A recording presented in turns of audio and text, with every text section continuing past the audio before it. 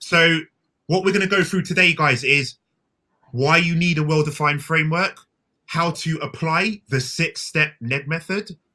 And this is the thing that I love as well. When you finish a negotiation, you guys are going to be able to look back and say to yourself, well, you're going to be able to evaluate. You're going to be able to look back and say to yourself, did I do well? And you'll know how to measure well. Now, when I say how well you did, I'm not just talking about price here. The price you got, that's important, getting yourself a really good price. But at this stage, I want you guys to focus on how well did you execute the technique? Yeah, how much more confident were you delivering than you were last time? Because remember, every time you should be aiming to get better and more confident. Okay, so step one, guys, breaking the ice. I want you to just quickly think about how much time do you spend on softening up the customer when they first come to you? 1 minute. 1 minute. I just ask them just to find any common stuff between me and him that you feel connect with him. Yeah. It's searching for common ground. One thing that I do and that I teach is a concept called the +1. Okay?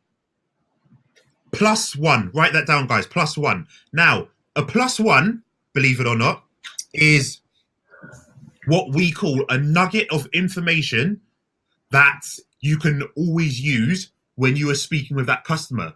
So, for example, let's think of Ben. If I'm having a chat with you and I first meet you as a customer, I know that you're a lawyer. For example, yeah, I know that you're a lawyer. Ben, do you watch Suits? Probably, yes. Yeah, do you know Suits on TV? Do you ever watch that?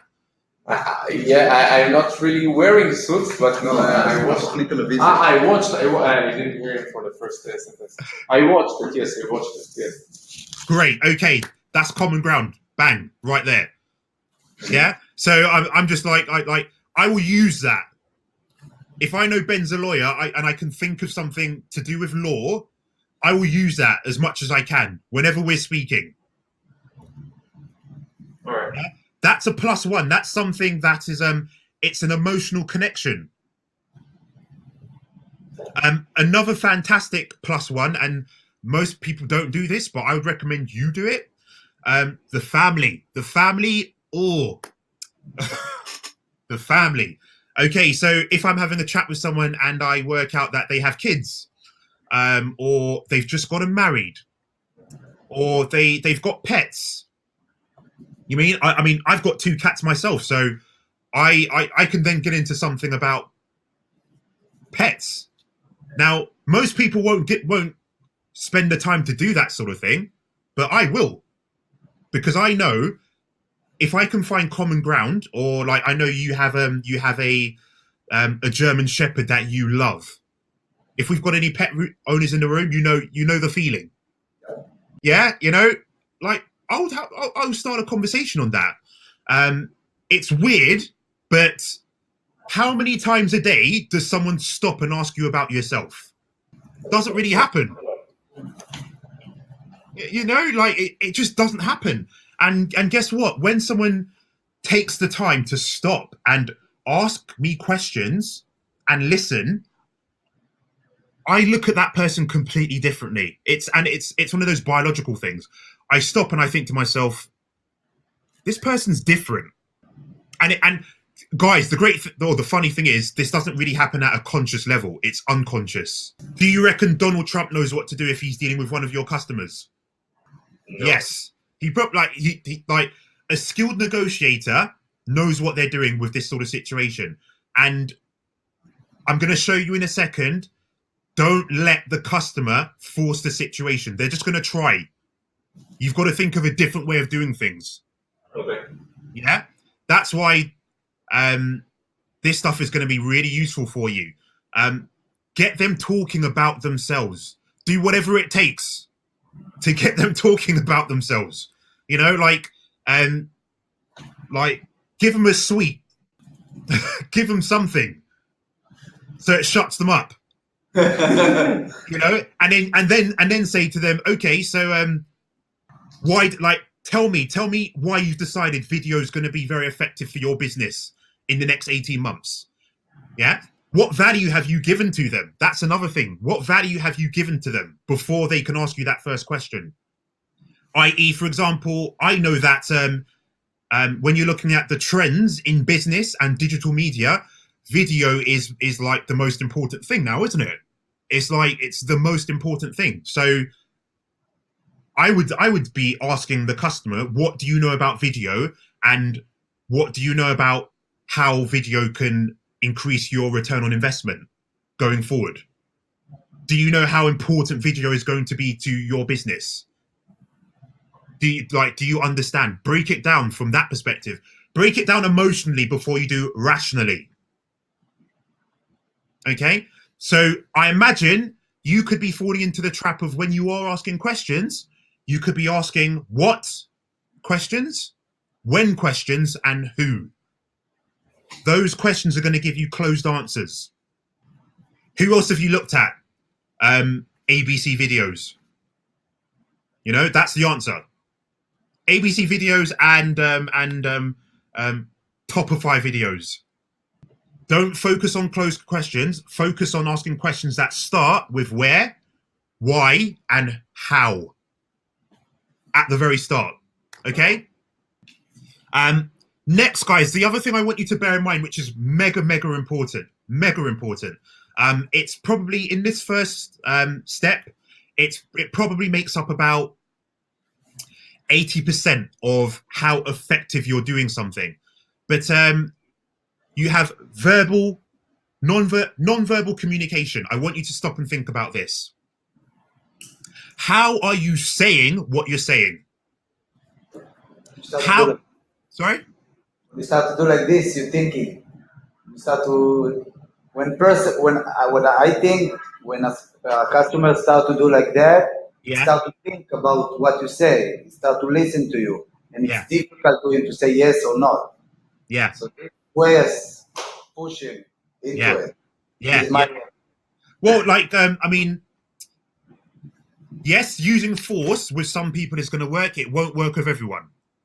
If let's say you get into a negotiation with like an MD at a big company, like a huge company,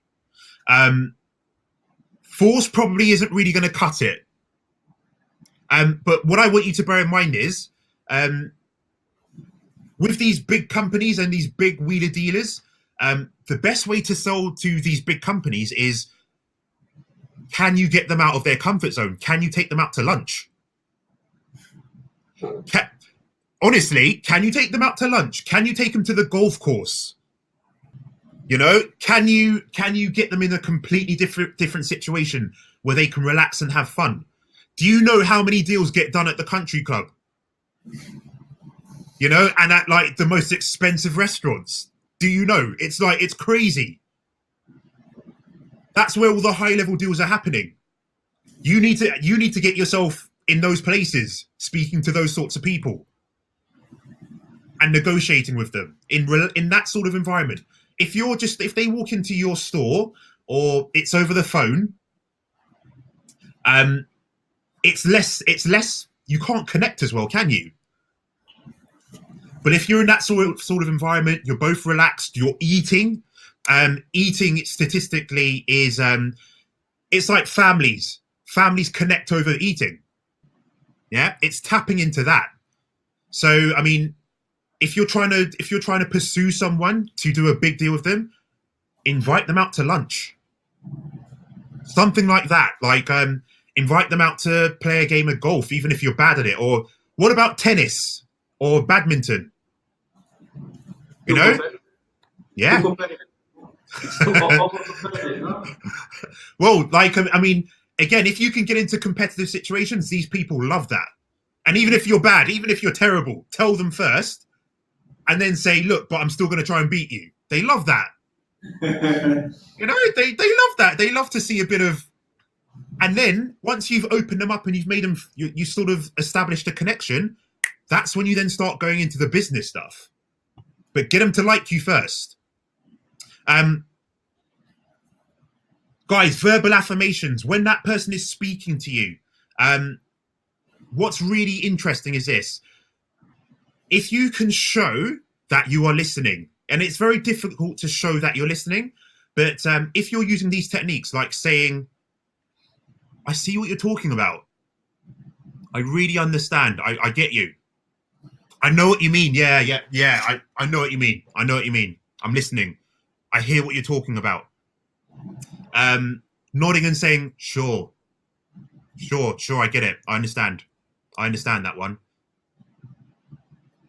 You're displaying that you are genuinely listening. Again, when you're dealing with people during the day, how many times do you see someone using these?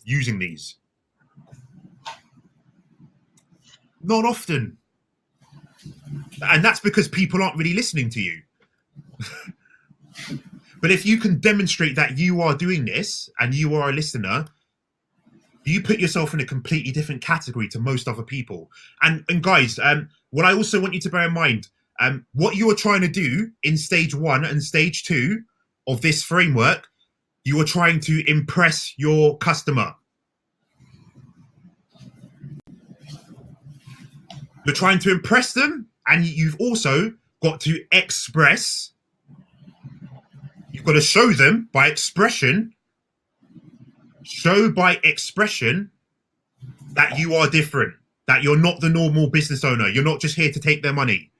You care.